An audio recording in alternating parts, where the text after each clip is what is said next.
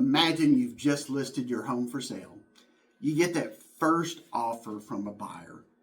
Now the big question, should you wait for something better?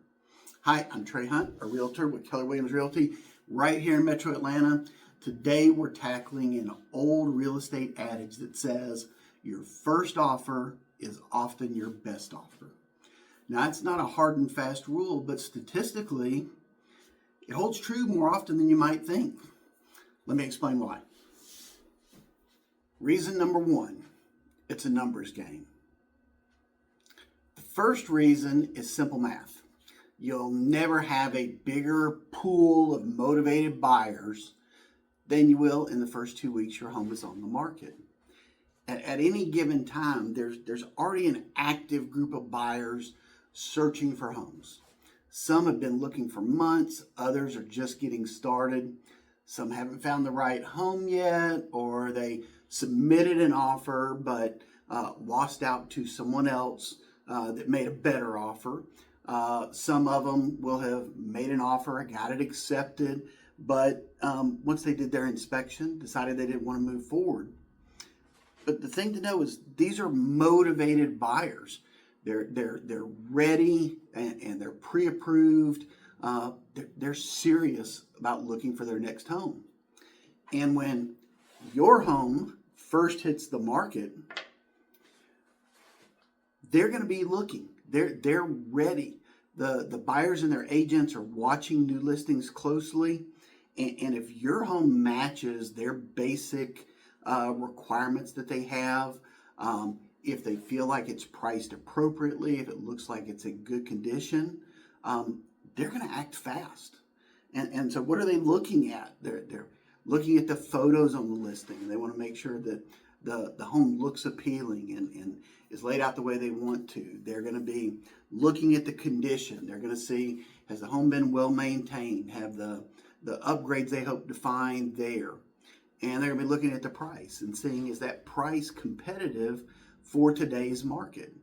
And if your home checks those boxes, serious buyers, they're going to schedule a showing right away. And if the showing goes well, they'll be making an offer quickly. Now let's flash forward 2 to 3 weeks. If your home isn't already under contract, your potential buyer pool is going to be much smaller. Why is that?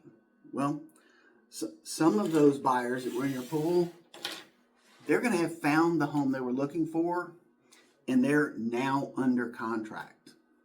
Most of them,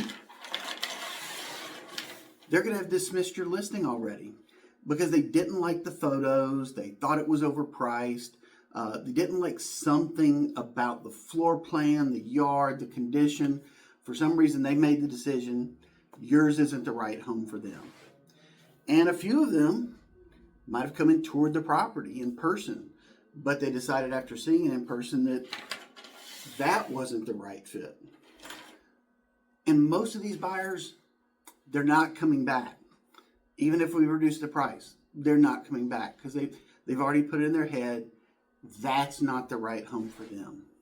So who's left in your buyer pool after a few weeks? Well, it's going to be those new buyers that just stepped into the marketplace. It's going to be those buyers that couldn't find what they're looking for, and so they had to expand their search criteria. They needed to look at a slightly different price point. They needed to look a little bit farther out than where they had planned to live. And then there's going to be a couple of people that are maybe sitting on the side over here that they're the watchers. They're not ready to engage because they think the property is overpriced. And they're going to be watching and waiting for the seller to reduce the price, or they're going to wait for enough time to pass that they feel like the seller would be willing to accept a significantly lower offer. And with this smaller buyer pool now, you have smaller demand, and you're less likely to get an aggressive top dollar offer when we're later in the listing period. Reason number two, buyer psychology. The second reason that your first offer might be your best comes down to psychology. There are some common behavior patterns that show up in competitive situations, like when you're buying a home. And we can use the clinical names and talk about loss aversion, scarcity effect, endowment effect, but we can probably just lump all that together and use a term you're probably already familiar with: FOMO, fear of missing out. Many of the buyers in that initial pool have been watching the market for weeks or even months.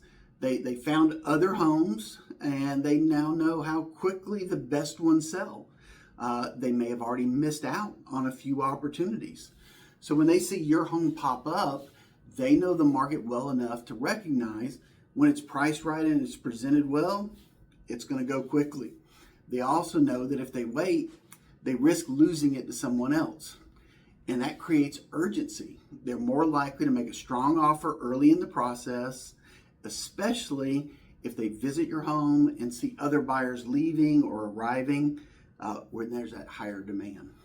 But here's the thing, that only happens early on.